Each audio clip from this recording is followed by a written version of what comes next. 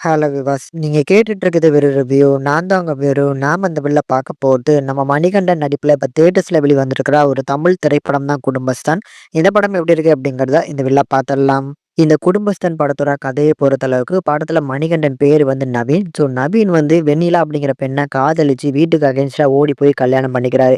So கல்யாணம் பண்ண கொஞ்ச நாள்ல வந்து வாழ்க்கை நல்லா தான் போகுது. அருமையான வாழ்க்கை போய்கிட்டு இருக்க நேரத்துல ஒரு கட்டத்துல வேலையில நடந்த ஒரு பிரச்சனையினால அவரோட வேலை வந்து பறிபோகுது. பட் இவருக்கு வேலை போன அந்த நேரத்துல தான் இவரோட குடும்பத்துல வந்து நெறைய பண தேவைகள் வந்து ஏற்படுது. அந்த பண தேவைய எப்படி வந்து பார்த்தீங்கன்னா ஃபுல்ஃபில் பண்றாரு. அதனால என்ன மாரியான பிரச்சனைகள்லாம் வருது. கடைசியா இதுக்கு எல்லாத்துக்குமே ஒரு சொல்யூஷன் கிடைச்சதாங்கிறது தான் இந்த படத்தோட மொத்த கதையுமா இருக்கு. ஃபர்ஸ்ட் திங் இந்த படத்தோட கதையே வந்து பார்த்தீங்கன்னா, எல்லார்கிட்டயுமே ஈஸியா கனெக்ட் ஆகுற மாரியான ஒரு நல்ல கதைய கொண்டு வந்து ஆடியன்ஸ் கிட்ட அத ஃபன்ஃபுல்லா வந்து கொண்டு வந்து பிரசன்ட் பண்ணியிருக்காங்க இந்த படத்தோட டீம். அந்த ஹியூமர்ஸுமே நல்லாவே மேஜரா ஒர்க் அவுட் ஆயிருக்கு. இதுல ஃபர்ஸ்ட் ஹாஃப் முழுக்க வந்து நம்ம மணிகண்டன் அண்ட் குரு சோமசுந்தரம் இவங்களோட பெர்ஃபார்மன்ஸ் தான் ஃபர்ஸ்ட் ஹாஃப்ல தூக்கி நிப்பாட்டியிருக்கு.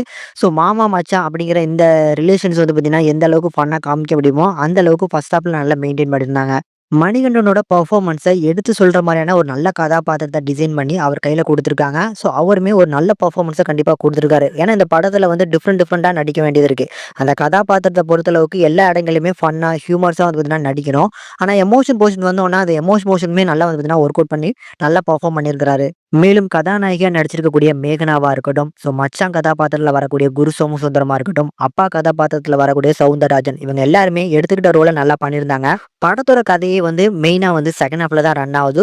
மெயின் கதை வந்து பார்த்தீங்கன்னா, அந்த ஃபினான்ஷியல் ஸ்ட்ரகிள்ஸ நம்ம மணிகண்டன் எப்படி ஃபேஸ் பண்ண போறாரு அப்படிங்கிறது தான் செகண்ட் ஹாஃப். அந்த செகண்ட் ஹாஃப்மே நல்லாவே ஹேண்டில் பண்ணியிருக்காங்க. ஃபர்ஸ்ட் ஹாஃப்க்கு ஈடு குடுக்குற மாரி செகண்ட் ஹாஃப நல்லா பேலன்ஸிங்கா வந்து பார்த்தீங்கன்னா, கொண்டு வந்து பிரசன்ட் பண்ணி முடிச்சிருக்காங்க. டெக்னிக்கல் சப்போர்ட்ட பொறுத்தளவுக்கு எடிட்டிங் நல்லா இருந்துச்சு. சினிமாட்டோகிராஃபி சூப்பரா பண்ணியிருந்தாங்க. சாங்ஸ் அண்ட் பிஜிஎம்ஸுமே அருமையா போட்டு குடுத்துருக்காங்க. ஒரு புது மியூசிக் டைரக்டர் தான் நெனைக்கிறேன். கண்டிப்பா இந்த படத்துக்கு மியூசிக் டைரக்டரோட அந்த ரோலுமே ஒரு கீ ரோலா கண்டிப்பா அமைஞ்சிருக்குன்னு சொல்லலாம். ஓவராலா பக்காவான ஒரு ஃபேமிலி என்டர்டெய்னர். எல்லாருக்குமே ஈஸியா கனெக்ட் ஆகுற மாரியான ஒரு நல்ல ஸ்டோரி லைன். மணிகண்டனோட ஒரு ஹேட்ரிக் வெற்றி அப்படின்னு சொல்லி ஒரு ஸ்ட்ராங்கான ஒரு ஸ்டேட்மெண்ட்டே குடுத்துறலாம். நம்ம குட் நைட், லவ்வர்ன்னு சொல்லி ஒவ்வொரு வருஷமும் ஒவ்வொரு நல்ல படங்கள குடுக்குறாரு. அந்த வருஷத்துல இந்த வருஷத்தோட ஒரு நல்ல படம் கண்டிப்பா இதே மாரியான ஹோப் வந்து பார்த்தீங்கன்னா, அவர் வந்து பார்த்தீங்கன்னா கிரியேட் பண்ணியிருக்காரு. என்னோட படம் அப்டின்னா நீங்க நம்பி வரலாம் அப்படிங்கிற மாரியான ஹோப் கிரியேட் பண்ணிட்டாரு.